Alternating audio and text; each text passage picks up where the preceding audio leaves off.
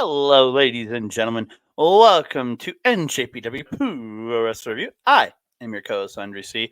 Right over here, it's the chillaxing princess herself. It's Melball. How you doing, Melball? I'm chillaxing right now. I'm listening to a storm. Yeah. Got to listen to some wrestling today. Well, listen to Walker Stewart and Chris Charlton. Do some Mm. wrestling today. It's been a very chill day. I got a lot of my list crossed off. That. How are you doing today, Marvin? Good day. I got up. I was watching the show last night. As we record this, it's Tuesday. I was watching the show late last night. Then figured I want to go to bed now, and I was about little over halfway done. So I got to I think I just finished Cobb versus Ishii, and then I went, I want to go to bed. So I went to bed, got up at like 5 a.m. and watched the rest of the show. So yeah, I've been up for a while. And Melball I sneezing. mean, same. It's the funny thing about storms is for whatever reason it just makes me sneeze a lot. Don't know what it is. Yeah. So it's probably going to happen a few more times throughout this show. I can guarantee you that. Oh, probably. Probably. Oh, definitely. What a show, though. What a Oh, show and a couple matches. Oh, heck yeah. An amazing show. Amazing Dominion.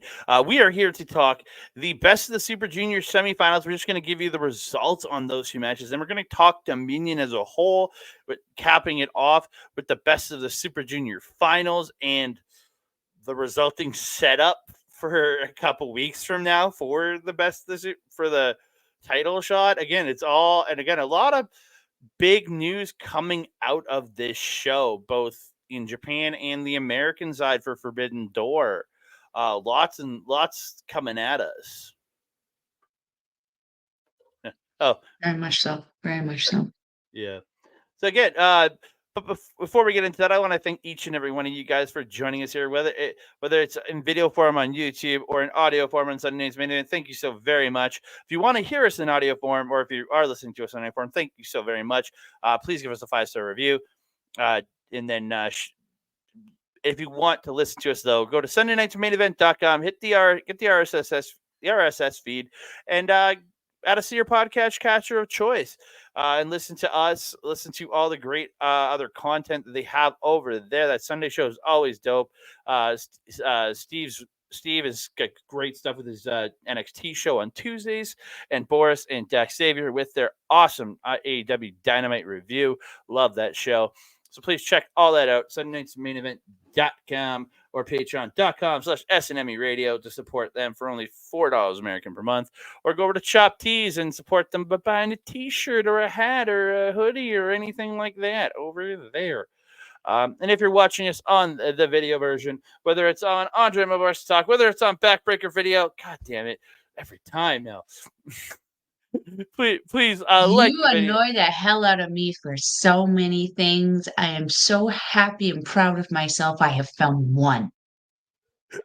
One. If you are listening in audio form, I point up at our logos, and Mel started copying me doing essentially doing a touchdown thing.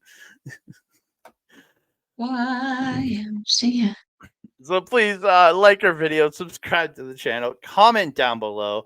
Don't forget us to share us out to all your friends, family, and crazy people who like to hang out in thunderstorms. And don't forget and hit the notification bell so you can be alerted every time we drop a new video. Ding dong. Hello. Good day. Good day. No, nay, nay. There is a thunderstorm going on in our area. Me and Mel are like probably a half hour away from each other, but we're both getting the same thunder. We're getting the thunderstorm. Oh man, one hit so loud. Like I was in my basement and it sounded like I was standing outside.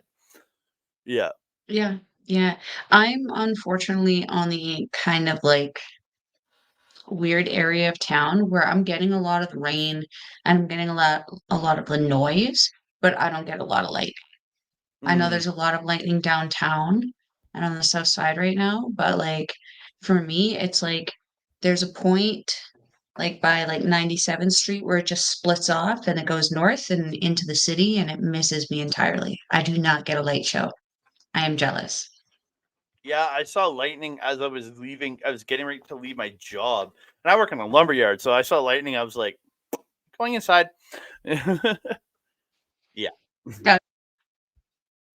Yeah. So we're gonna get into it. We're gonna talk some best of Super Junior semifinal and Dominion.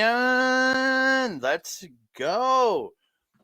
Yeah, there we go. So the best Super Juniors semifinals took place on June 3rd. We decided to just, there's only two matches. We just figured tack them onto the air. We're just gonna give you the finishes. TJP did face off with Taiji Ishimori in the first of the two semifinals. The end of the match, Tornado DDT by TJP, and he hits the Mamba Splash, but only gets two. And he goes into the. I wrote Pinche Loco, but I meant Pinoy Stretch. I don't know why. But then TJP transitions into a bone lock, getting Taiji Ishimori's submission on him. But Ishimori reverses into his own bone lock. Then he gets him gets him up, turns it into an inverted bloody Sunday for two. Then he finishes TJP off with the bloody cross for the win. An absolutely incredible match. I thought these two, of the two finals, I was expecting Desperado and Doki to be my favorite, but honestly, this just exceeded everything I could. I loved watching these two in the ring. I agree. It was very much that technical prowess that we've been seeing a lot more of TJP throughout this tournament, Mm, with the combination of just the aggression that we have been consistently seeing from Ishimori, especially since his return. Like we've always seen this kind of power dominance out of Ishimori, but he has just seemed to have stepped it up since returning from that injury, and thank goodness he has. mm-hmm. Yeah, good match, a lot of fun. Always great to see these two together. Oh yeah, again, these two they just have such good flow. And then Mhm. we move on to what was the main event of the June 3rd show. El Desperado versus Doki. They're then come to the end of the match. They're trading strikes to center. Doki gets an enziguri. Despy stops suplex de la Luna, but Despy gets him into Despy gets him into Pinche Loco, but Doki reverses into a sunset flip, then transitions into the Doki Choki, or Italian Stretch 32. Desperado does get a pinfall on the readjustment from Doki trying to roll back to center. Doki hits this hard forearm, but Desperado gets a backslide and then transitions it into Pinche Loco, then hits another for the win. So your final will be El Desperado versus Taiji Ishimori in the main event of Dominion that we are about to talk about. Ishimori does come out after the match, has a stare down with El Desperado in the ring. No Mhm. physical confrontation. He leaves with no incident, which is actually nice to see. I did not expect that. Oh yeah. Ishimori, despite being a part of Bullet Club, is not a part of the asshole faction of Bullet Club, Mm-hmm. which is surprisingly like a thing within Bullet Club. Some of them have a tendency, but some of them are like assholes in a good way. But Ishimori is one of those. Yeah, I don't have a whole ton to add to this. This was just a big battle of flexibility, that lucha style. But then these guys also have that really great, unique technicality to them with the stretch muffler, with the doki choki. They're not typically moves that we see a lot of people doing here anyway. Mm-hmm. Um, we see some attempts. We see some attempts. Yeah, I really this was such a fun match for me just because it was so nice to see different styles represented in the finals, including that lucha libre style, which this match just felt like a straight up lucha libre match. It was so great, but then with that technicality and just strength of Ishimori and TJP the match before, so good. Such a great way to top off the Super Juniors. I'm surprised with how it ended at this point, Mm-hmm. and but I'm content with it. Does that make sense? Yeah, like I personally would have loved to see Doki in the finals against Taiji Ishimori. In my opinion, honestly, my final that I wanted was Doki versus TJP. That's the final I Mm. wanted, but I didn't get Oh, it. that would have been so good. So good. Yeah, yeah. Mhm. But it was again. I'm very much looking forward. I really, and we'll talk about it when we get to it in the main event. But Desperado and Ishimori always sounds like a good time. Always, Mhm. always. Mhm. 100%. Yeah. So we move on to Dominion on Mhm. June the 9th, and it kicked off with a singles match between Tetsuya Naito and Callum Newman. When they announced this match, I was like, what? But okay, let's go. Let's see what this kid can do with the former IWGP champion. Um, Mhm. Newman coming down looking kind of nervous because, like, you can kind of see it on his face. Like, he had the nerves into him. Mhm. Because, again, this is probably his biggest match to date in New Japan, going up against the former champion. And this is his what, second is this his second singles match in New Japan? I don't know that stat, but it's very possible. I don't recall. I feel like he was in one other kind of major singles match before this. I'm not entirely sure. Well, it was certainly, again, as you said, his biggest. And it's especially on a larger stage. This isn't one of the home shows or the house shows where it's like, um, what is it? Cork and Hall, where you have to smash someone's face on the wall. This is a big production show. So Hmm. totally understandable I'd be nervous.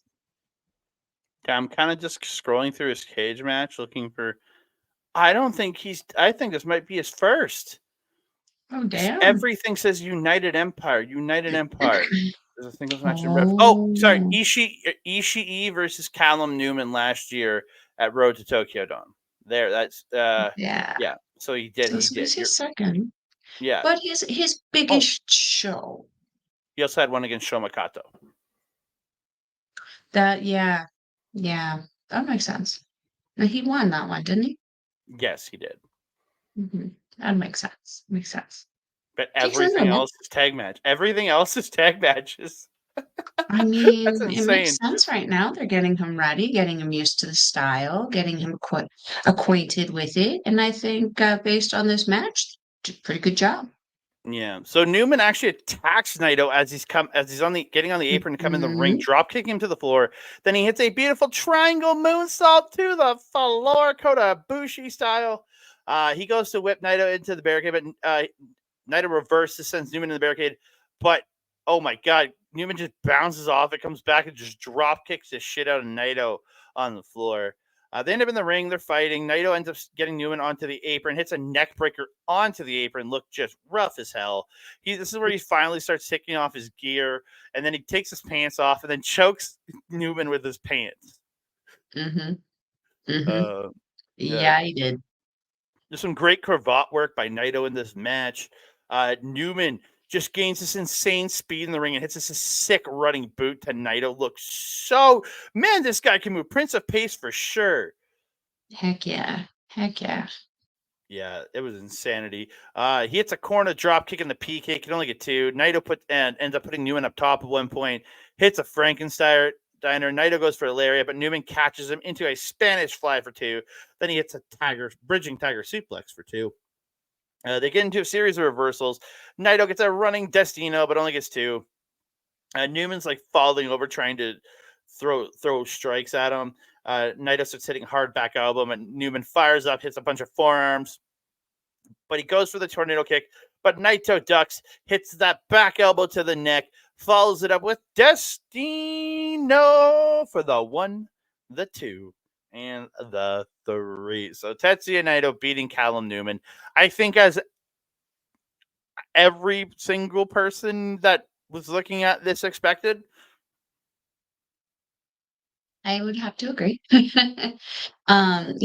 We've been seeing him as we mentioned, kind of go through these tag matches with his team members, looking really, really strong with his other team members, and still looking strong in this match. But we are having essentially the new guy go up against a former IWGP World Heavyweight Champion.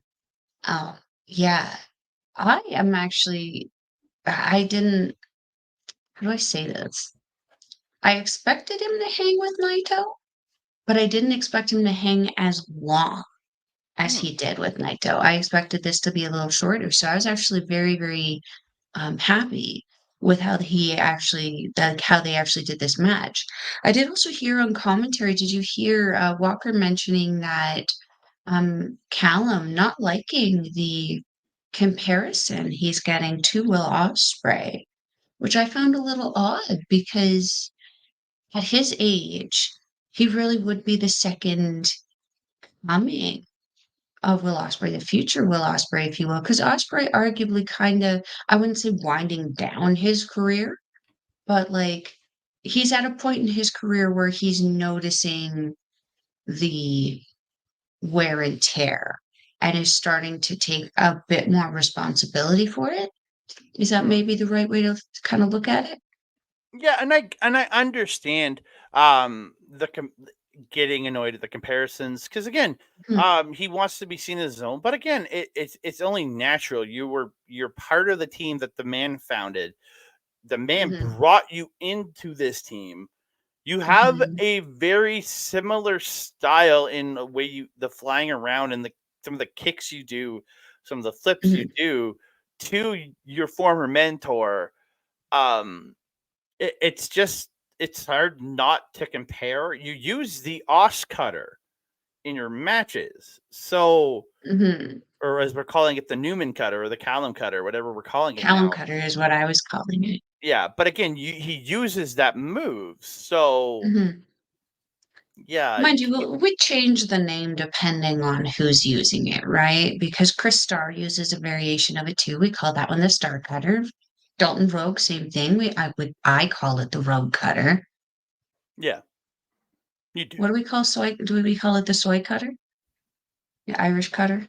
I well, does he hit the os cutter or is it the just the RKO? He springboards. He springs. He springy Okay, because I springboards. know because his I remember Soyboy, his father used the RKO, and that was called the IRA. So, I'm fairly certain that Soy Boy springboards off the second rope to do it. okay, yeah, So and yeah, it tech would be and a tech variation of the Oz cutter. So yeah, maybe soy cutter. I don't know, Irish cutter, and whatever he wants to call it. technically Christian Star uses a super os cutter because he comes out of the corner, and that's a super os There you cutter. go. Yeah, Star cutter. Star cutter. a superstar cutter. There you go. Yes, we've come up with a new name for his move, the superstar cutter. Uh, but Oh, sorry, back to this match. This was a fun mm, opener. Great opener for Callum. Yeah, no shame in the loss in this one. You hung with a champion or former champion. And mm, we can say something else later in the show. But mm, yeah, this was a great match, great opener, great way to get the crowd kind of going. So you had a crowd favorite in Tetsuya Naito. There were mm, certain points that you could really hear the crowd also behind Callum Newman. yes, Um, yeah, so like he's got the crowd captivated. Just keep going with it, keep working at it.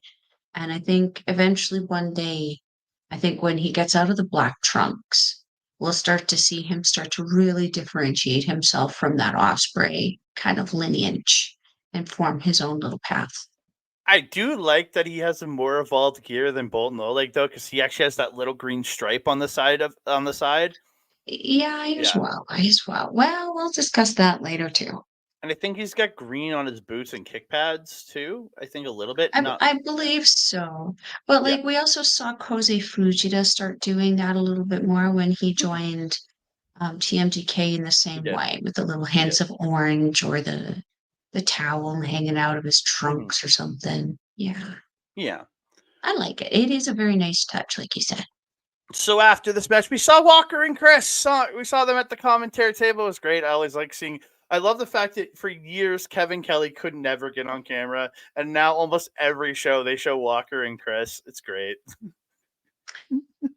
Yeah, yeah. They're one of those productions that just keeps evolving and growing in its own little ways. And I think that they've kind of figured out that we do enjoy seeing the commentary crew. Oh yeah, We North Americans like seeing who's doing the yapping. yeah, those dapper yappers right there. Yeah, So dapper yappers. we move on to a 6-man tag team match. It's TMDK's Kosei Fujita, Robbie Eagles, and Zack Sabre Jr.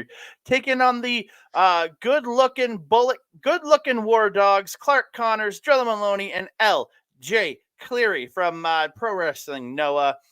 Cleary weirdly fits in with the War Dogs. He really, at least with these two, he kind of fits in with them.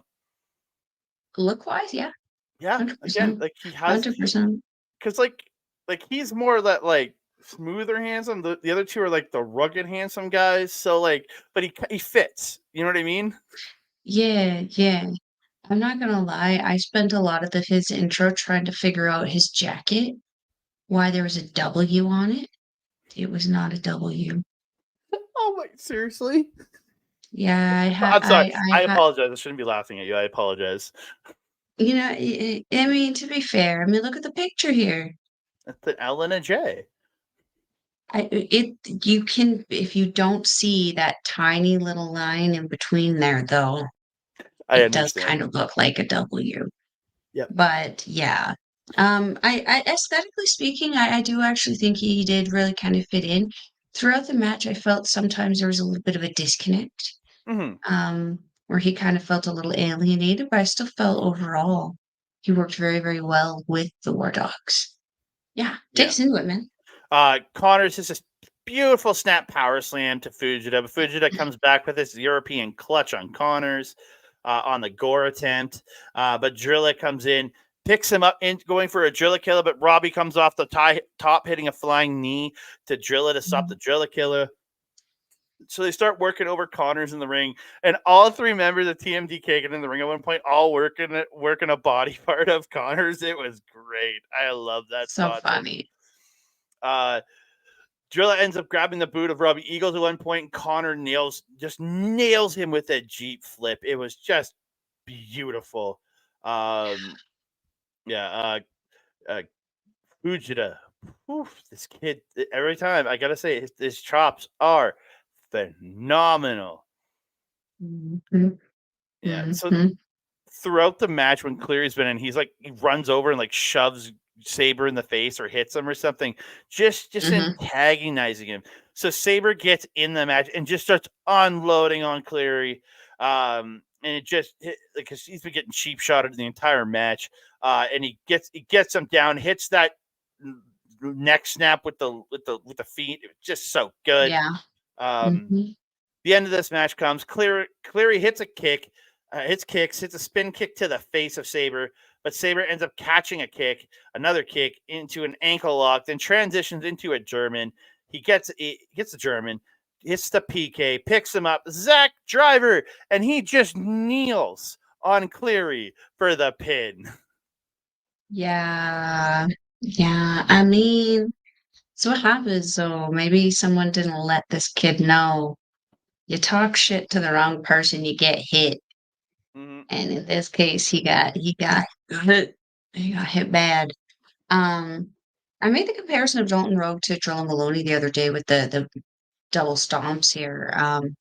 Something I forgot that Drilla also does with that is he's so fast. He follows up those sudden double stomps with that elbow drop. Oh, I love that. And in this Mm-hmm. one, it was so crisp. Sometimes he'll like slide off where his feet will accidentally slide off both ways and he'll end up having to like scooch a little funny and it makes it look a little silly. This was just a perfect boop boop. It was so good. So good. Yeah, I actually thought I was a little disappointed with the payoff from Cleary getting in because I was like, ooh, he's antagonizing Zack this whole match. These two are gonna get in and like really get into it. And it was like, no, you got your ass whooped. Shit. I was kind of hoping for a little bit more of a payoff on that one. However, I thought that what I did see of Cleary was pretty cool. Kind of reminded me of a little bit more long-haired Balor when he was over here as Prince Devitt back in the day. Uh, yeah, always nice to see Connors and Drilla. Big fans of the War Dogs. Loving the evolution that we're still continuously getting of Kosei Fujita, Japanese young punk, forever the Ichiban spicy boy in my heart.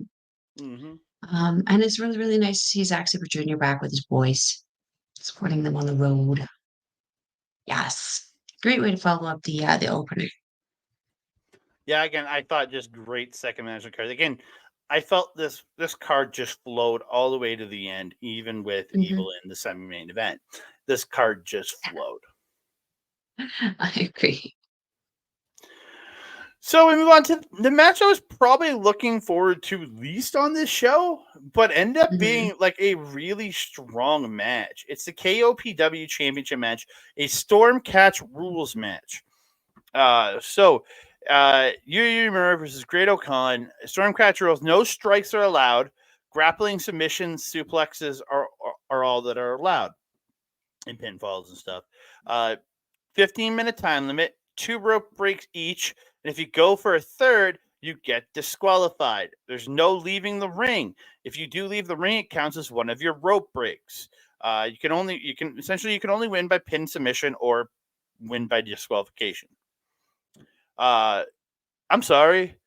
Uemura is the most white meat babyface I've ever seen in my life because he literally had generic creative wrestler entrance. He literally walked down and just was like, that's it. Like, there's nothing to this man. Ugh. I mean, yeah. He's like the character that you skipped the creative process on and just went to the match. Mm-hmm. Yep. Got all the generic stuff. But he got given a pretty decent finisher. Yeah. But, yeah.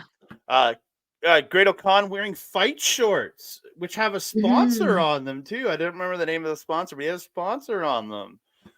I can't remember either. I just remember Yeah. I'll mention the end at the end. Yeah. Uemura gets an advantage early. He gets a cross arm bar, so Khan is fighting. He's trying not to use his rope break, but eventually has to use his first rope break.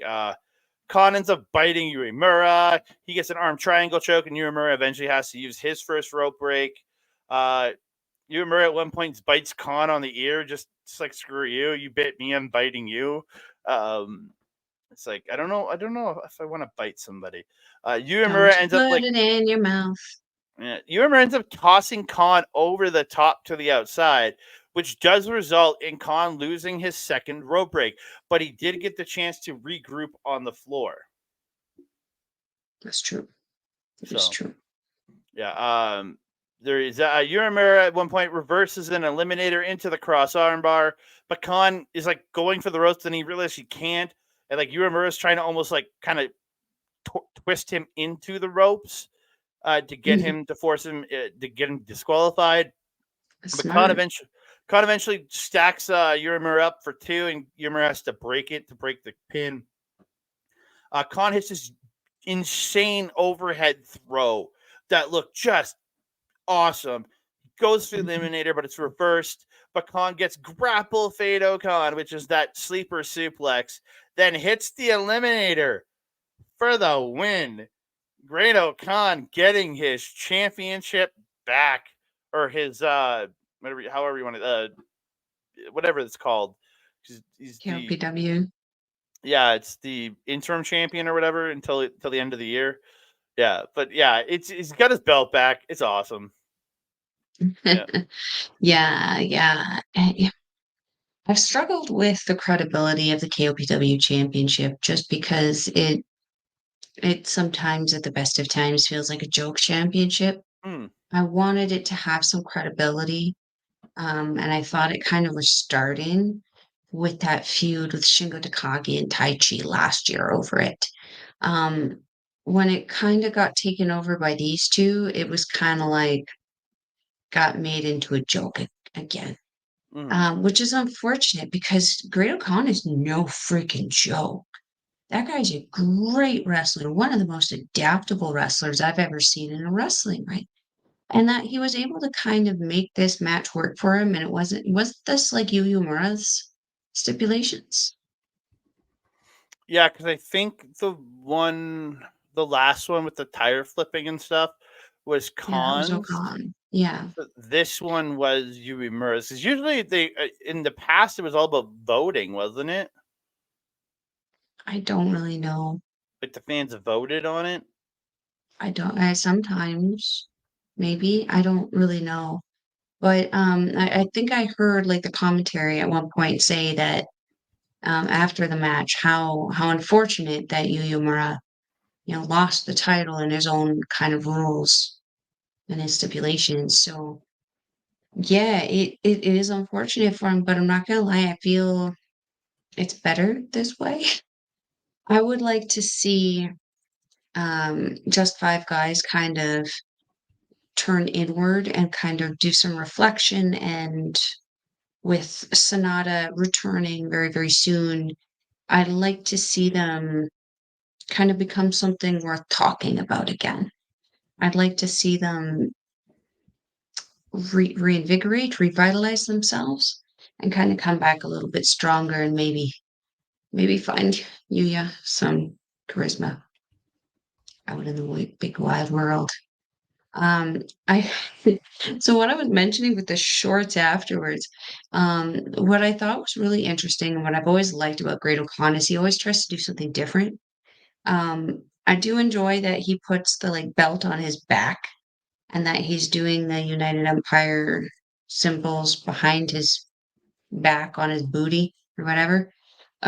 What I found a little funny with the shorts is because of movement and what have you, they were up there and he was puckering. So you couldn't see the whole sponsorship name because it was being nom-nommed.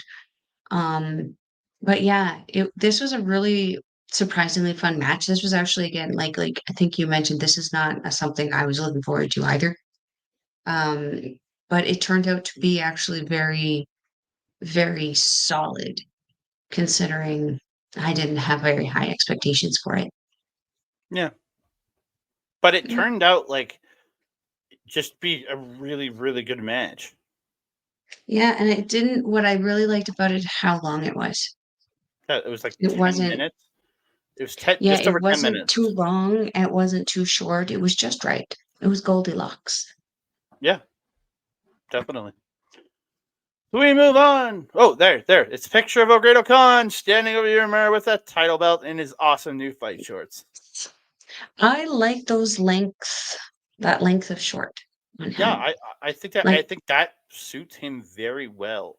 yeah, I do like the pants as well. I feel like the pants kinda help with the overall look of the warlord gimmick that he's going for. Hmm. I'm not a fan of the trunks too much, No, but I like these shorts. I'm hoping for it'll be comedy pants, serious fight shorts. I think that's fair. Yeah, That's fair. it's kind of the way it works. I'll move on. Never open weight 6-man tag team titles. Hiroshi Tanahashi, Bolton Oleg, and Toriano defending against LIJ's Bushi, Hiromu Takahashi, and Yota Tsuji.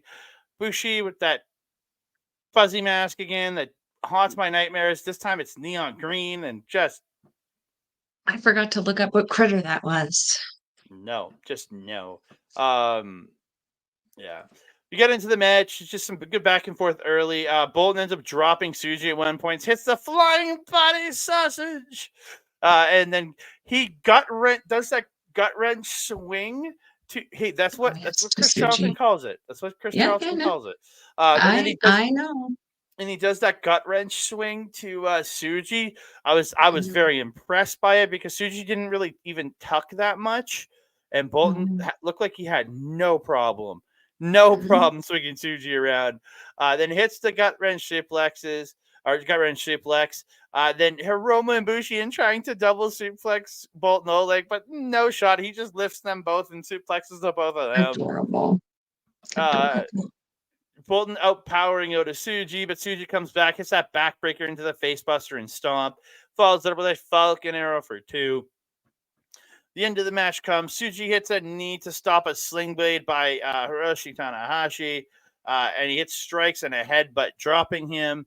Tsuji gets stopped by Yano on the spear attempt. El Presidente hits the sling blade, and Bolton takes out Bushi and Hiromu. El Presidente to the top, misses the high fly flow, and Tsuji lines up Gene Blaster and LIJ are your new never openweight 6-man tag titles. Tsuji has a belt. It's still higher profile than the KOPW, in my opinion. I mean, yeah, but they did make a big deal about this again on commentary. It's his it's not a singles title. Yuya Uemura is still the first one of these four to come back and win a singles title. Ren Narita also won the trios titles. Tsuji has also won the trios titles. Shota has not won anything, which is surprising. He is kind of the favored one of the four. He was the first one back. Yeah. He left at the same time as Narita, and I think Narita came back pretty much around the same time. Yeah. But with this one, I thought it was very interesting that the one person who, it was a fun little story. The one person who wasn't interested in this match was one who was showcased the most and was the one who won the match, which is Yota Tsuji. He was very, okay, I just want to wrestle kind of about this match, whereas like Bushi and Hiromu seem to be like, yeah, let's do it. Let's have some fun, camaraderie, and friendship. You know, Candy Mountain, Charlie. Friendship is magic. Yeah, making pancakes, making bacon pancakes. Like, you know, they were gung ho for this, whereas Tsuji was like the older sibling who has to watch the two younger ones, even though in this situation he's the youngest. I was very impressed with El Presidente in this one. Moving really, really good, looking really, really good. At the press conference, he had shown his kind of like transformation over the last little bit since we haven't seen him wrestling too regularly with the Super Juniors going. Love it. Love it. Looked really great. I was surprised that it was Presidente who take the pin on this one. Yeah, I really thought it was going to be Bolton. Same. Yeah. Like I thought that he would have gotten set up for that really awesome curb stomp, and then the Gene Blast. Yeah. By Tsuji, but I definitely thought I knew it was going to be Tsuji picking up the win. I just definitely thought it was going to be Bolton taking the pin. Tanahashi was actually the last one I thought would take the pin in this one. So very, very interesting choice there. My favorite part of this, though, was the celebration afterwards. I think I recorded it and sent it to you. There's Hiromu just being like, "Yay! We won! Oh my god!" And just rolling around like so super excited. I loved it. Everyone needs a friend like Hiromu to celebrate your wins. I think he's also like, "Yay! This my first non-junior title. Let's go! This is my way I can move up. Yay!" This is true. This is true because I think the last time that they held those titles, he was holding the IWGP Junior title, I think. Yeah, I think so. Can't remember on that one. Yeah, because that was the one when Evil and Sonata were still part of LIJ, and I think Sonata was the only one without a title. Sad Sonata. Sad Nada. Sad Nada. We move on. Oh, there it is. There's the beautiful picture. I keep forgetting I put pictures in after a bunch of these. That beautiful picture. That beautiful picture. Tsuji just towering over both of them with this title. Heck yeah. Heck yeah. What a great match. This was so much fun. Maybe this time next year he'll have the never open weight championship in singles championship in his hands. Very possible. Would love to see that. Also, just something worth noting, Bushi's allowed to spit again, and he is doing so. Mm. That excites me for some reason. Not Okay. in that way, you perv. I just said okay. That's all I said. I'm just confused by it. Um, Next match is the New Japan Pro Wrestling World Television title. The New Japan NJPW World, the actual online television title. Jeff Cobb defending against Tomohiro Ishii. They just immediately smashing into each other. Cobb drops Ishii. Cobb gets a drop kick, surfs on Ishii's back. Ishii responds, dropping Cobb with a huge shoulder block. Cobb hits this. So Ishii goes falling into the corner, and Cobb just launches in the corner and hits this like swinging back elbow to the back of Ishii's head, and Ishii just drops like a sack of potatoes. Oh yeah, yeah, that was one of my first notes there. Yeah, it looked like an European uppercut y thing to me, but just the way he hit Yeah. it was so freaking I've never seen someone do something like that. And like especially because Ishii wasn't even all the way in the corner. He was a good arm's length from the corner. Just the way he crumpled, I was like, ooh, that's nasty. Yeah, that looked so good. Ishii later in the match gets Mm. a vertical drop suplex. Cobb gets Ishii up top, and he actually hits Ishii with the superplex off the top. Backdrop by Ishii, but Cobb gets a belly to belly, but then Ishii hits a lariat. Then Cobb drops Ishii with his own lariat for two. Cobb then hits his just gross headbutt and hits a standing moonsault for two. Then end of this match comes F5000 for two by Cobb. They trade shots. Cobb hits spin cycle, but Ishii stops Tour of the Islands with and hits a headbutt. Then he hits a Rana and then falls over with a big old lariat for two. Cobb stops the vertical drop brainbuster, and he hits Tour of the Islands to retain his championship in 11 minutes and 47 seconds. This match is free on New Japan World. Go watch it. It's great. Mm-hmm. Mm-hmm. A battle of the no neck, and we found out which no neck was superior. It looked like Cobb trimmed down a little bit in the last little bit. Mm. Ear fitting not as snugly as it used to. Shoulders are looking freaking huge. Great. There's also less tape on that knee. That makes me happy to see. Um, what else? What can we add? This is an extremely heavy hitting match. Well, there was a lot of mass in this match. Mm. I think they said it a number of times on commentary, just big, meaty men slapping meat. These two were beating the holy hecking crap out of each other. It was great. Um, that big old lariat that you said that Ishii hit him with, holy heck, there's not a lot of people who I have seen force Jeff Cobb to hit an inside out kind of bump with he inside out at Jeff Cobb. Mm. That's insane. That's just pure power. The lariats on Ishii are just incredible. There's a reason why I consider this man the gatekeeper of the heavyweight division in NJPW because he is that damn good. This was such a good match. Mm. So good. I thought these two just were spectacular here. Just, Hmm. dude, this match easily can go on my list of top matches this year because it was just fire. Yes. This was a Yeah. great straight up power Japanese strong style match. Mm-hmm. Before Hmm. we get into this next match, that in between these two matches, they announced that G1 is returning. They had already announced the dates. Hmm. So they announced the blocks and not the participants yet. But they announced that we're going back to the two block format. There's going to be 10 entrants per block. 18 will be revealed on June 16th. But then for the other two spots, the one in each block, there will be a playoff with six people, with people seated 1, 2, and 3. Just trying to read it here.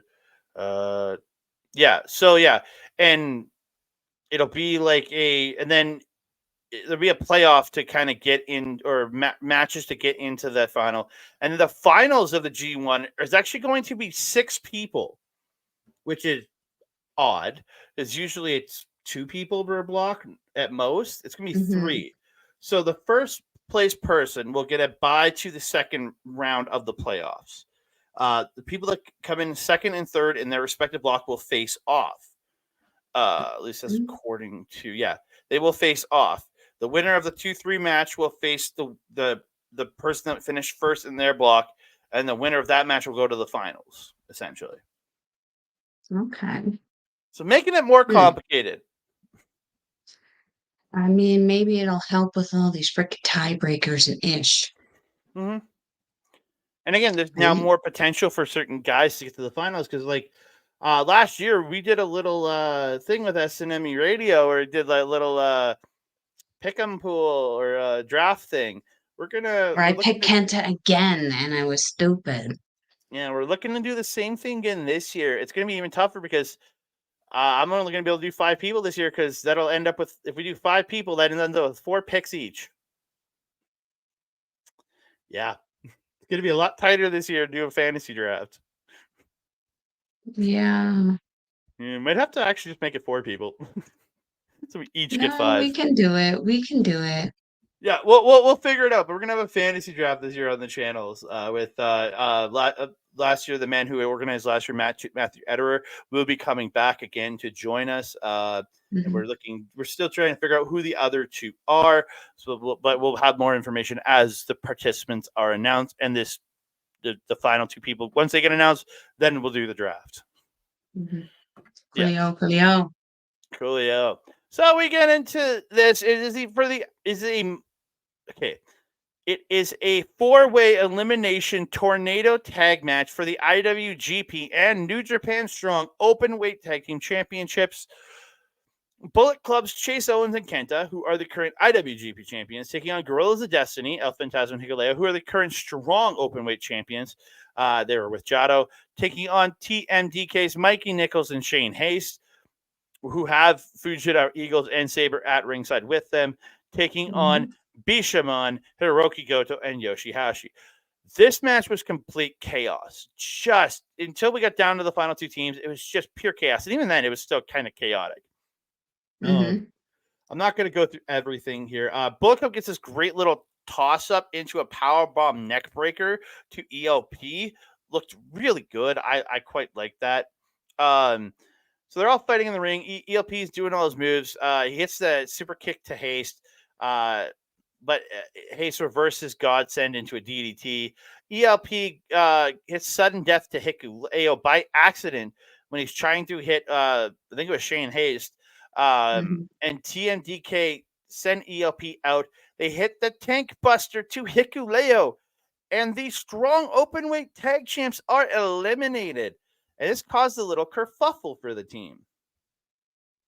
It did, yeah, yeah. And usually like NJPW in Japan is pretty on top of their camera work. With this particular thing, they were kind of back and forth. So I don't know if maybe this wasn't supposed to happen, or maybe they weren't told. I don't know. But yeah, they when we finally got cameras on them, it looked like Hikuleo was not too happy with ELP there, which is unfortunate because like he didn't take the pin, he just kicked his buddy in the face accidentally. I'm sure that Yeah. wasn't the first time he's booted him in the face. But then Probably won't be the Hikuleo last. walked to the back without him, and ELP was still on the ramp. Yeah, Jado also followed Hikuleo instead of comforting ELP, a little concerning. Not surprising there. I think he's probably closer to Hikuleo, being that he was with Pama uh, uh, and Tangaloas for so long. I think he's probably closer to him, anyways, right? So Most likely, yeah. He would yeah, probably be one of the only connections that ELP would have there, though, too.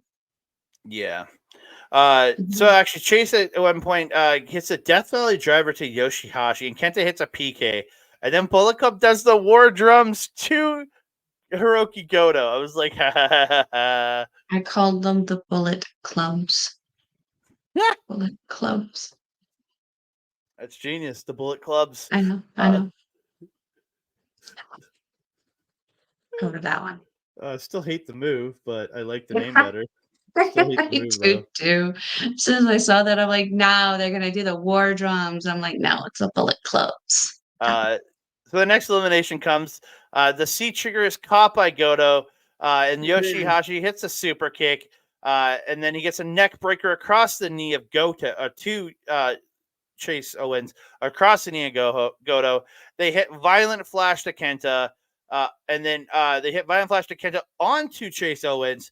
Then they hit Shoto to Chase Owens, and they eliminate the IWGP Tag Champions. So we're getting completely brand new champions here. We're down to Bishamon versus TMDK, baby. Let's go. I was excited for one of these teams to be the final two teams, not for the other. I was like, oh God, please don't let. I was like, please don't let Bishamon win. Please don't let Bishamon win. Goto goes to the top rope, but YOSHI-HASHI gets run into Goto while he's on the top rope, and Yoshi sent out, and TMDK hit the Olivia Newton bomb onto Hiroki Goto, but they only get two. Goto comes back, just fighting back. Him and YOSHI-HASHI trying to go in for everything. Goto ends up dropping Haste with a headbutt, but Haste comes right back with this huge drop kick. TMDK follows up. They hit the power bottom to Goto, but YOSHI-HASHI breaks up the pin. You even sent me power bottom today. As soon as I heard it too, I started laughing. I'm like, that's so funny because that's what you called it. And then you hear Chris Charlton, you can't say that. Yes, he did. Well, it's from the Last American show because Walker called it, or they yelled power bottom, and that's why I called it power bottom because they were yelling it. So I'm like, that's the name of the move. Yeah, and then Chris Charlton, you can't say that on TV. Well, Chris, you just did. And he said it a few more times after. It was so funny. But it's like, really, Chris, you're going to give him crap about that? You got Drilla Moloney walking around dropping F-bombs. Yeah, power bottom was fine. The end of this match comes. YOSHI-HASHI hits a huge chop to Shane Hayes, but Mikey Nichols catches him. They hit Tank Buster for two. Then they get him back up. Hayes goes to the top. Super Tank Buster, and your new IWGP and New Japan Strong Tag Champions, TMDK, baby. Let's go. Yes. Oh, I can't. I'm so happy. Now freaking leave them there for a little bit. They need it. The tag division needs it. Because literally the only 4 tag teams that I feel that are reputable in this company were in this match. Say no bueno. No bueno. Yep. Yes. Yes. Yes. And these are the ones. These are the guys that you give those title matches to when you know you want a good match. For so long, they were denied the privilege of carrying this gold. It's about time. Thank goodness. I'm so happy. Whatever it takes to keep these titles on these guys, I don't care. They want to go heel, go heel. You guys want to start doing blatant eye pokes? Do blatant eye pokes. I don't care. Just keep those titles. Yep. For me, how it goes in professional wrestling, in the way I look at factions right now, it's United Empire, TMDK, and then EXV. Those are my top 3 factions in professional wrestling right now. Like, oh God, I'm so happy to see these ones. And again, knowing their history of being in Pro Wrestling Noah, being former GHC tag champions, going to NXT. I don't know if they ever got to get the belts there. I don't remember I don't think they ever did. I don't think they did. I think Haste got injured. Yeah, they didn't get the belts there. And then reuniting, not being able to pick up the strong titles in that initial tournament, then finally getting the strong titles on them earlier this year, and then losing them back to God. And now they finally got the title. One of those IWGP belts I've held when Harry Smith was tag champs with Oh, Lance right, right, Archer right. when he was here. I got to hold one of those belts, so like I'm so happy to see those guys finally putting on the pinnacle of Japanese tag team titles on their on the shoulder. Yes, It's great. I'm so happy. I as well. It is about damn time. Now leave them there for a bit, Yes, please, and thank you. please and thank you. We move on to the never open weight championship match. It's Shingo Takagi defending against Hanare. These two are just smacking the piss out of each other throughout the entire match. Mm-hmm.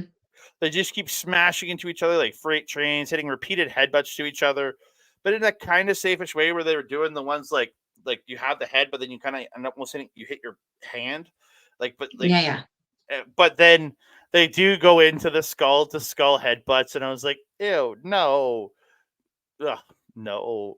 We Um, still didn't have the same results that we had with him and Mikey Nichols, though. yeah. Um, Shingo catches the rising knee in the corner into a beautiful power bomb out of the corner. Oh, Hits a yeah. sliding lariat, but Hanari pops right back up and hits a running knee. They're trading hard chops and kicks at center.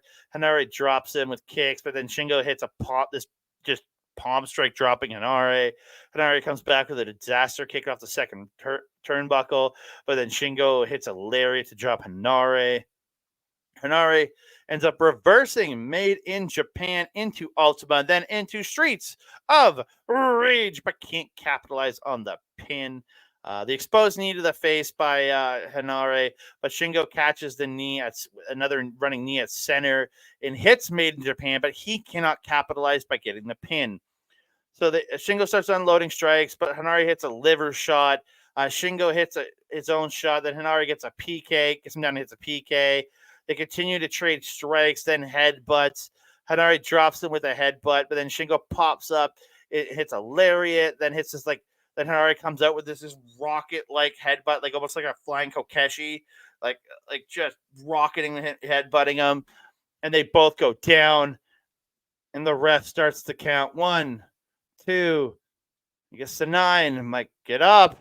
And they get to 10. And this is a double knockout. I was kind of disappointed here because it was so good. Mm-hmm. Yeah.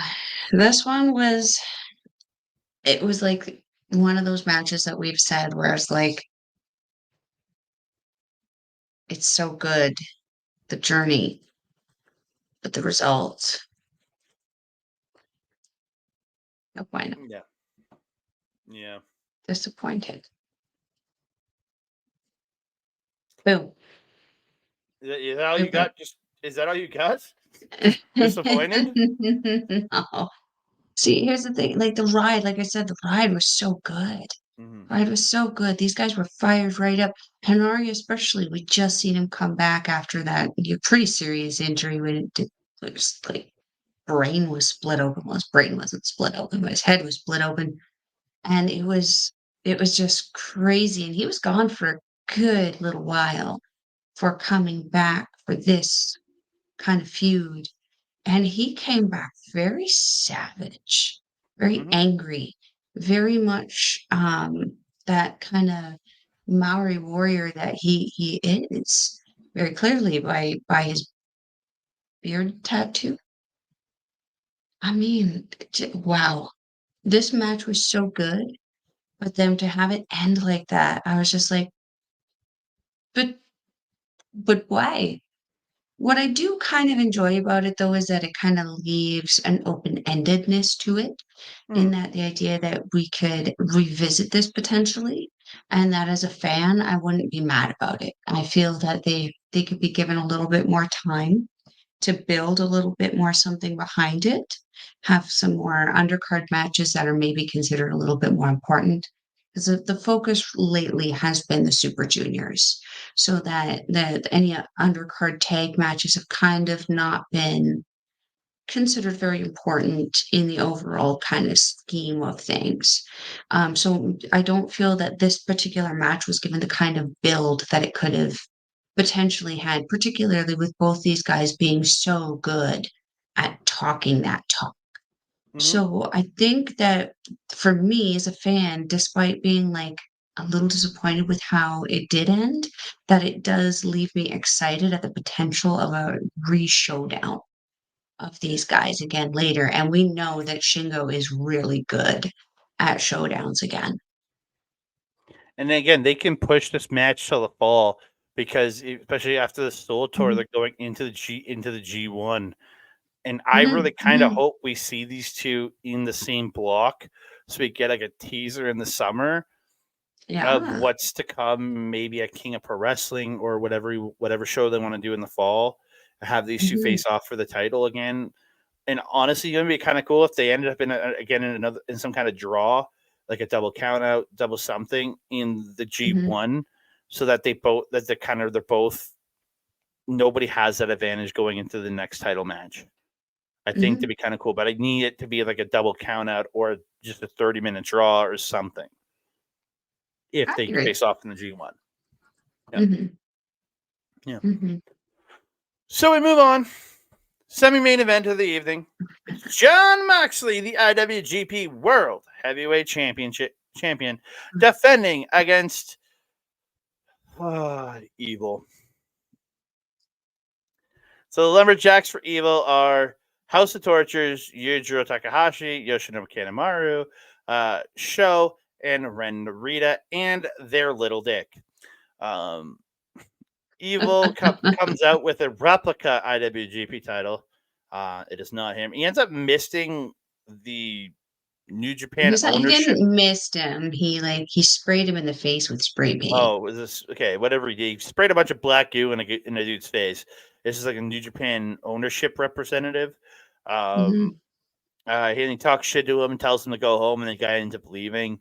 The Lumberjacks from Moxley are Shota Umino, Tiger Mask, Yuji Nagata, Togi Makabe, and Hiroyoshi Tenzan. Um, Ah. again, everybody starts brawling during the entrance of Moxley. Uh, they end up they're fighting on the floor.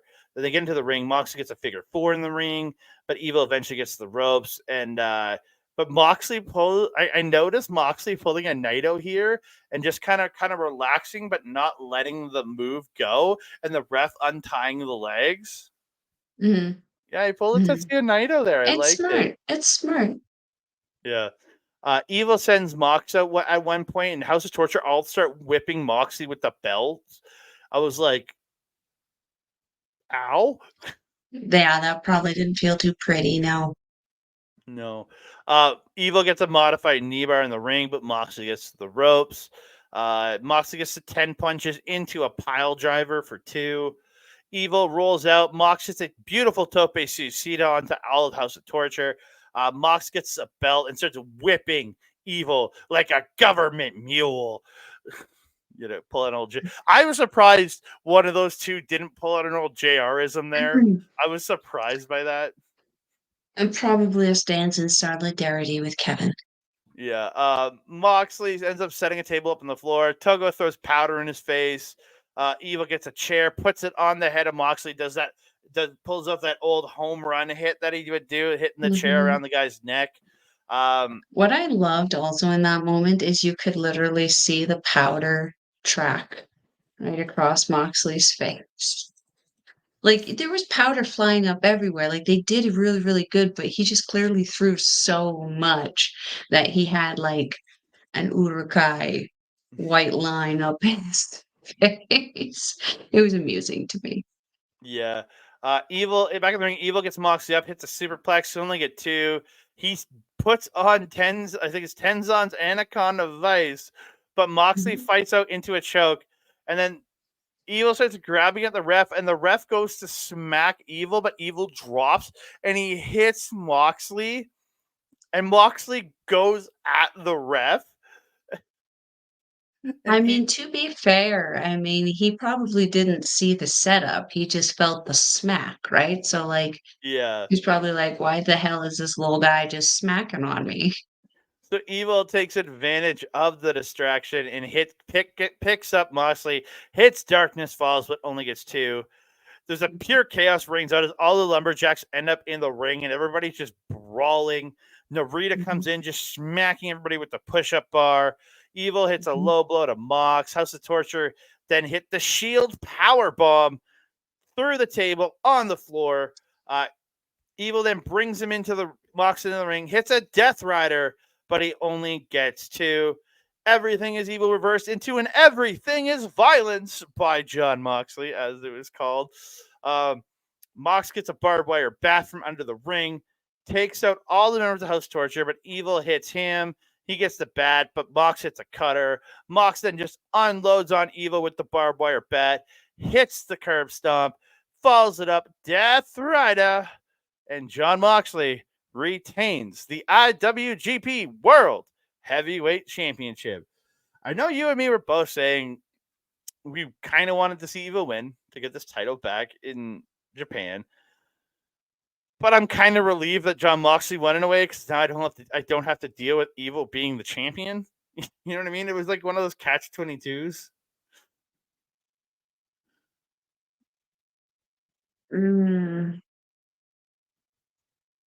I disagree.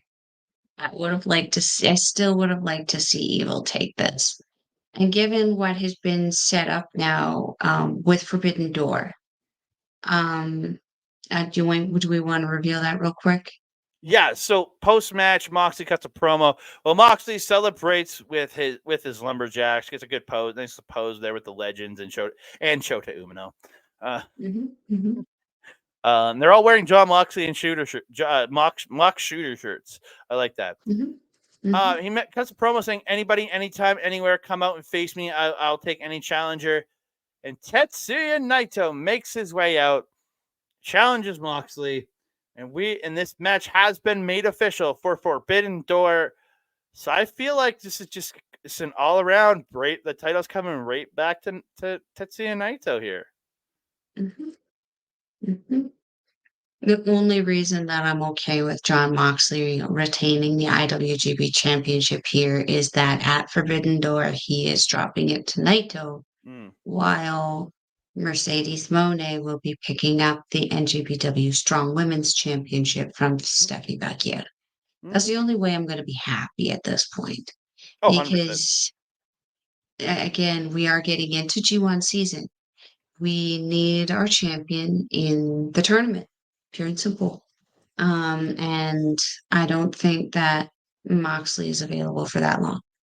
I don't think that Tony would allow him that time away. And I also don't see them giving us Swerve anytime soon, which is a damn shame, because I would enjoy that. But he would also have some incredible matches with some incredible people over here. Could you imagine?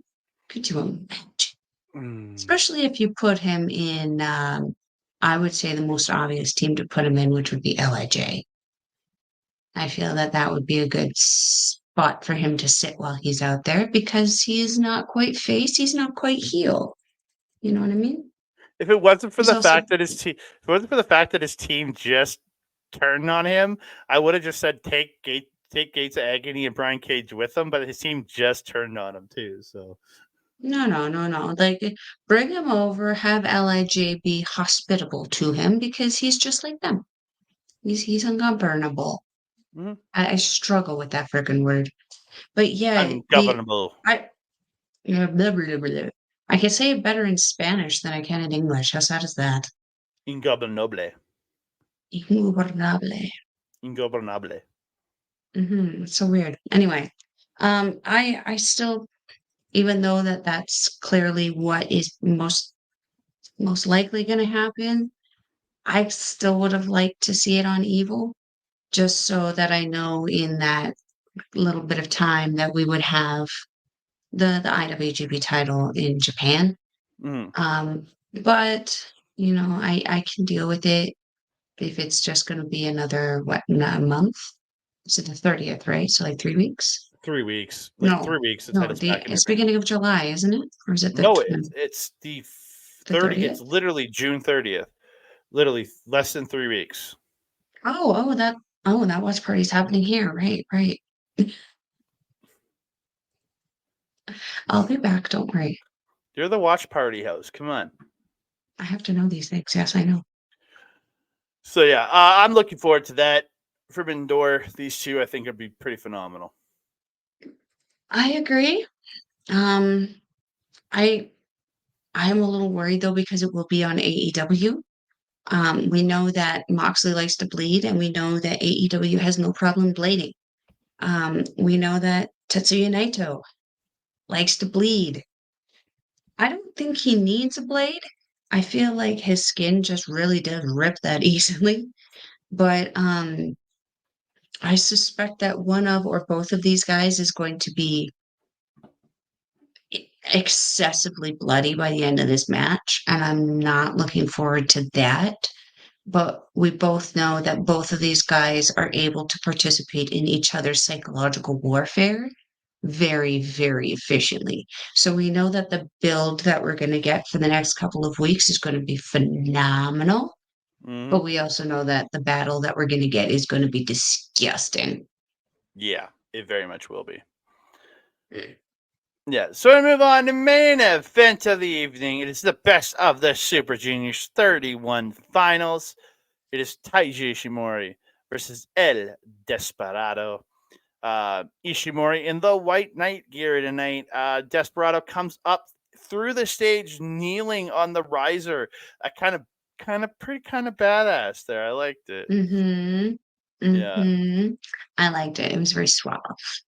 So we get into the match. Despy ends up catching the back handspring flip kick into a backdrop, sending Ishimori out through the ropes, and then hits a beautiful tope suicida to the and Despy hits a tope suicida to the floor.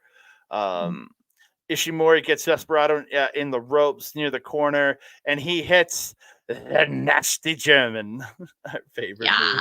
Yes. He misses Yes. he misses the 450, but then he gets that double knee tombstone lung blower, and I love that move. I love that. Oh, that Mm-hmm. tombstone lung blower.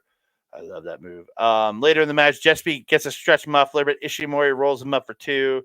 Then Ishimori with the poison Rana, but Desperado comes back with a huge spine buster. Despy gets a knee breaker into a stretch, but Ishimori rolls through into a pin, then snaps at the arm.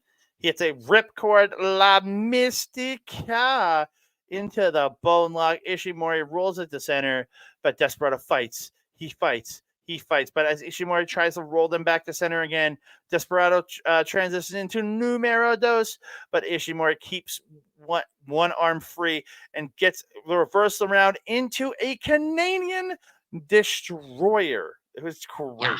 The Mm-hmm. transitions here were just off the charts. Ishimori later in the match, Ishimori reverses Pinche Loco and hits a kick in the face.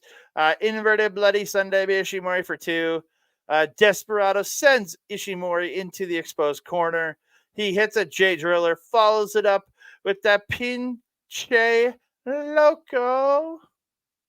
And El Desperado is your IWGP. Your Next best of the challenger? super. He is the best of the Super Juniors winner, and he is the challenger for the IWGP Junior Heavyweight Championship. Let's talk about the match before we talk about the post match. Wow. Just wow. I mean, I've been telling you for quite some time, like since I started watching this, NJPW, I felt that Desperado was one of the most underrated characters being utilized in New Japan in Suzuki-gun at the time. And then he had his run as that first run that I saw him with the IWGP Junior title, that he was the double champion with Kanemaru with the junior tag titles. To see the growth and development that this character has had to become one of the most beloved wrestlers in this company, that he gets to have his own pay-per-view, like the Despy Invitational. Like, how crazy is that? That he has never, up until this point, won Super Junior tournament. So crazy. These guys put on a frickin' clinic. This was the definition of a high-speed junior strong style match with such the perfect combination of styles because you have Desperado, who we know is a great hardcore wrestler, but he has this incredible combination of that lucha traditional kind of technicality, whereas Ishimori is that just straight up high speed power with those hints of aerial and technicality. But when he pulls out that technicality, oh my God, it's usually a deciding factor in his matches. The match was just it reached my expectations and then blew them out of the water. It had me captivated from start to finish. I absolutely loved how these two guys flowed together. And Ishimori has really come out of that Bullet Club shell. Because when he first joined, he really did struggle for the first couple of years to kind of find a proper footing because he came in when all of that chaos was happening with Jay White. And then he kind of struggled through the exit of Jay White, and that kind of evolution and stuff like that. So I'm very happy that he's kind of finally found his muscle chihuahua niche in New Japan. And I just hope with the continued issues that are happening within Bullet Club that his build isn't affected by them, that his momentum continues upward. Yeah. Take us into the after stuff. So yeah, post match, Desperado's making his speech, saying how he's going to get his title match, and Show comes out, saying he's stronger than him. And he says, "Let's do this again." They go back and forth, talking crap to each other. Desperado says, "Let's do it. You can beat me we can face me 1-on-1. Let's do it in a cage match for the title. Then it'll really be 1-on-1." The crowd cheering. Show gets all up in a huff. He ends up leaving. And yeah, I'm excited because we got some official announcements that I want to talk about here after you talk about what you feel here. Let's do it. So, New Japan Seoul, June 16th, this upcoming weekend, on Sunday. Sunday. We're gonna get a big card here. They've announced a full card here. We're gonna talk about it quickly. We have the two new young. Oh, I didn't do that. I always forget I have to do that. I want to get their names. Masatora Yusada and Daiki Nagai. Does that sound right? Yeah. So they're going to face off on the pre-show. Opening the card will be a 10-man tag. It's Satoshi Kojima, Tomohiro Ishii, and Tomoaki Hanma, along with Shoma Kato and the other one. Remember his main brew's name? Tatsuya Murashima. Yes, with him taking on the United Empire. Yeah, be fun one. Yeah, look who's back, Akira. Akira's back. Oh yeah, Akira's back. I think you want to take a. It looks at least that's he's scheduled to be in the match again. You never know, right? You make it. Yeah. I mean, who knows? But still, that makes me happy. In the same way that it makes me happy that Julia is still booked for those 2 shows in July. You know what I'm saying? Yep. Yeah, that makes me happy. Kojima, Young Lions, Hamna. Hamna is such a joy to watch wrestle. Just excitement and energy, just positivity that man radiates. It is hard to not like professional wrestling when you're watching Tomoaki Hamna. It's true. Yeah. He's just so good. Then we got it's Doki and Taiji taking on Ren Narita and Yoshinobu Kanemaru. Okay, but let's be honest though, arguably the best combination of House of Torture. Most credible anyway. I love me some Kanemaru because it's just so good throughout that tournament. So I look forward to this match. I think it's gonna be a pretty good one. I mean, Ren Narita, when he's not doing his annoying show level facial expressions, he's actually Katsuyori Shibata level good. Mm-hmm. He's so good. He's such a great technical wrestler. It's just he's playing a tool right now and not a functional one. It's true. We've got Bishamon teaming up with Shota Umino to take on the rest of House of Torture. Yujiro Takahashi, Evil, and the Little Dick. I'm brought back seeing this poster to what did you happen to check your X messages? What I sent you today for articles and stuff and news that I'm trying to get better at sending you. There's a small message there, an interview from, or a clip of an interview that Gabe Kidd did as an Oh, yeah. interview where he was talking about other Bullet Club affiliates. I don't know what a Neek is, but apparently Evil is one. And apparently Yujiro can barely walk. And I gotta agree. It's Gotta true. agree. Yeah. He did not have kind things to say. It was amusing.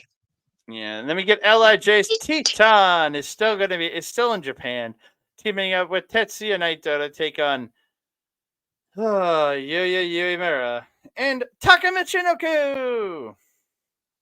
I love Taka's intro gear where he splits it in half. So good. So good. It's gonna be great. Yeah. He gonna lose, but it's gonna be great. And we're getting a rematch for the never openweight 6-man tag title, so the titles are probably going right back to El Presidente a week later. No.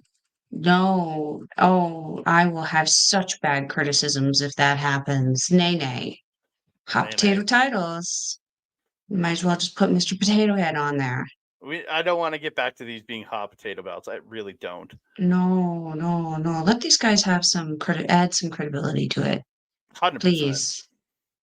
Then this is for the IWGP Junior Heavyweight Tag Team Championships. It is TMDK, baby. Robbie Eagles, Kosei Fujita challenging the War Dogs of Clark Connors and Drilla Moloney. It's going to be an incredible match. Yeah. Oh my God. I'm going to struggle on who to cheer for. Because, I love TMDK, and the combination of Kosei Fujita and Robbie Eagles is just unbeatable. But how do you impact the dominance that is Clark Connors and Drilla Moloney?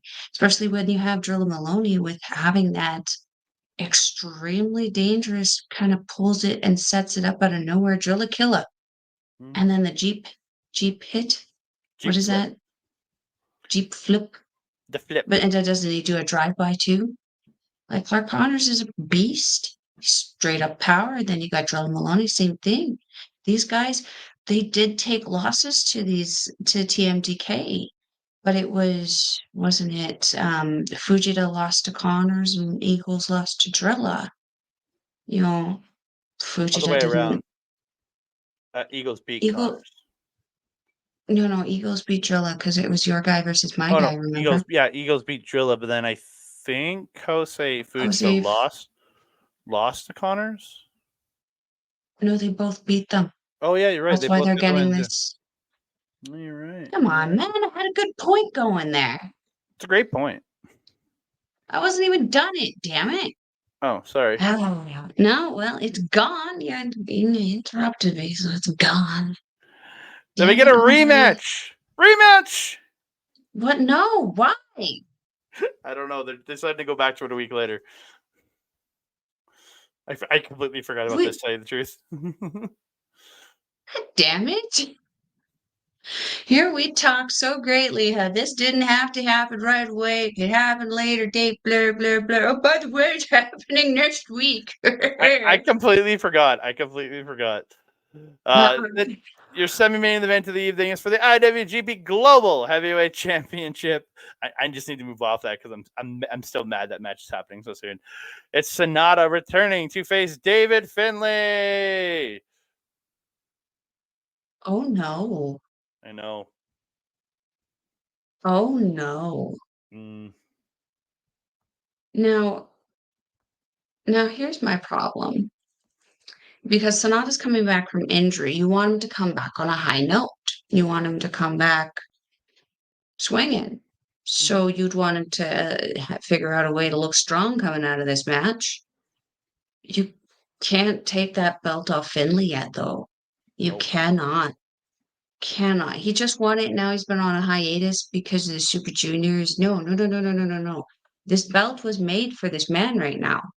this is the perfect person to be holding a global title because he can go global, especially now that he has someone like Gabe Kidd in his pack, if you will, who's the NJPW strong champion.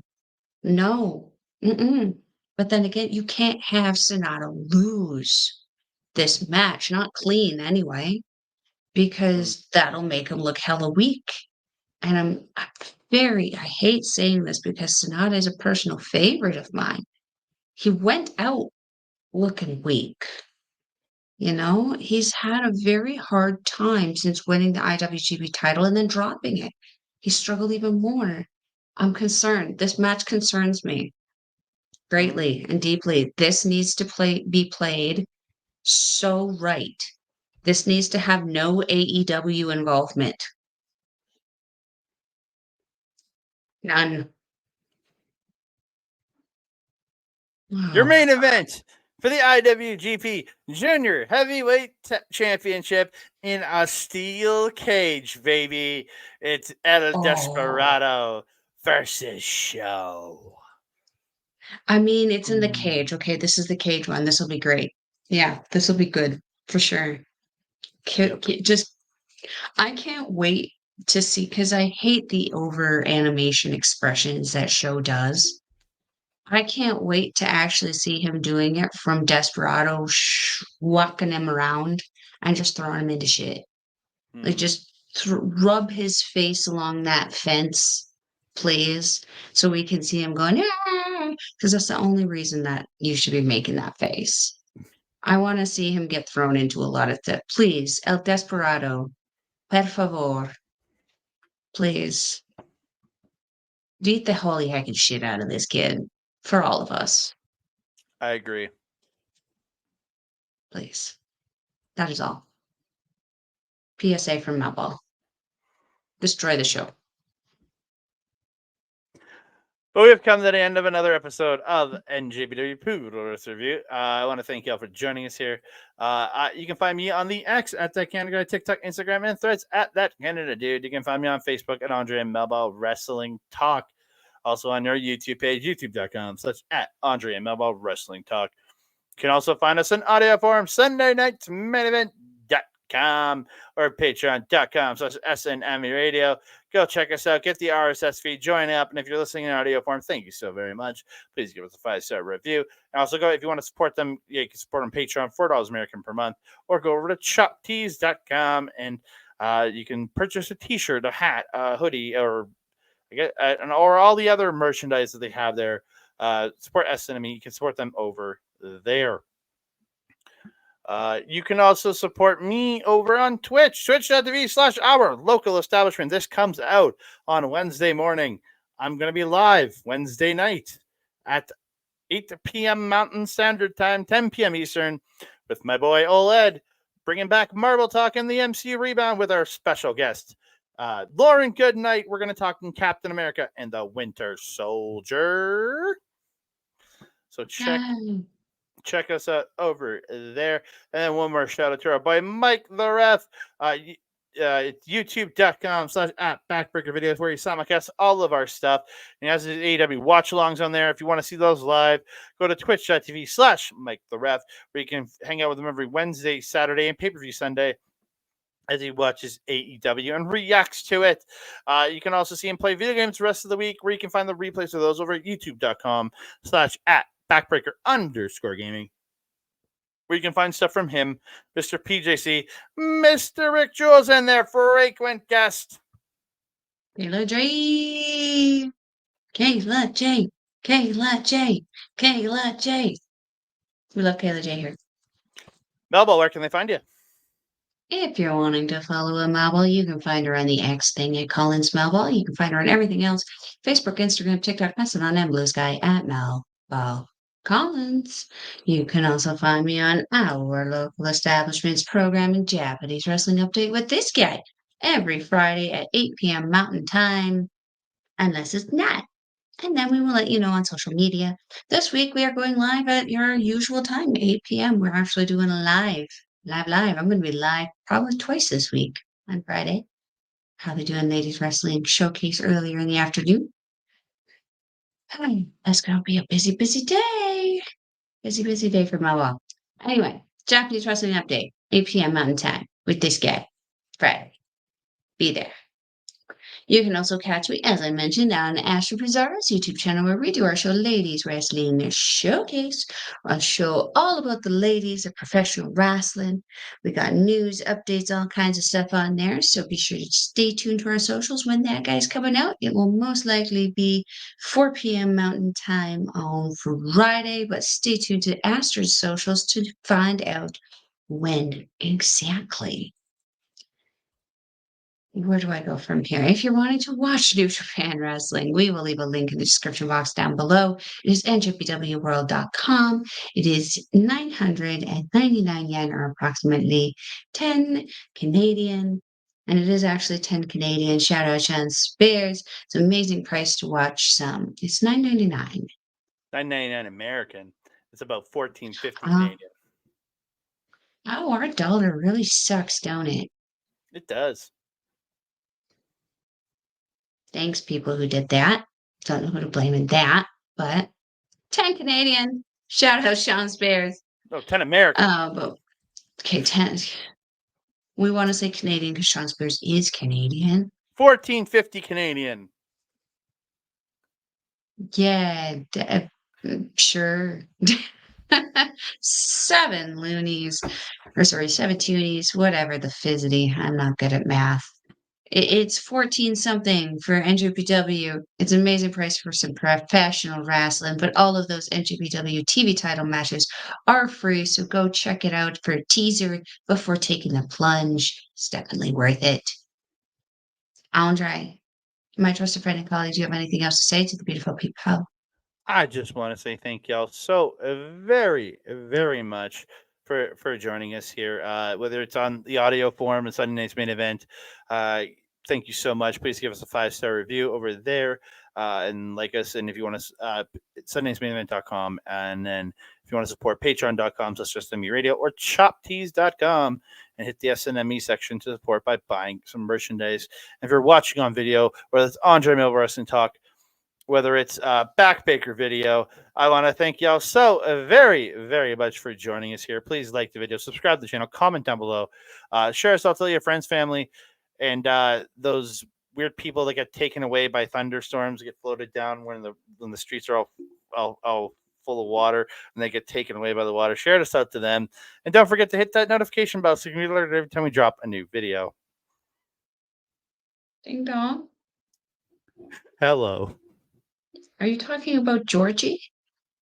I'm just talking about people that get washed away when the water's rushing down the street. I mean, Georgie got washed away. He sure did. I have no idea Remember who that Georgie? is. From the It movie? Hiya, Georgie. Little kid in the yellow coat. Okay, wow. I only ever saw the remakes, and I don't remember much about them. It was literally the first thing in the remake. I don't remember. The kid with the yellow rain jacket who gets eaten. Oh my God. Okay, wow. That being said, Andre's not great at horror. This is why you go to Bobby Munson and Astrid Pizarro at Killer Cuts. They know all the horror stuff over there. Also, your trainer, Rich King, I think, is a big horror fan, so maybe go to him and ask him. All I know is he's a big X-Men fan. That's what matters. Sure. That being said, I'm your Mel Ball. Over there is a Cuckoo Andre. We will see you next time. Adios.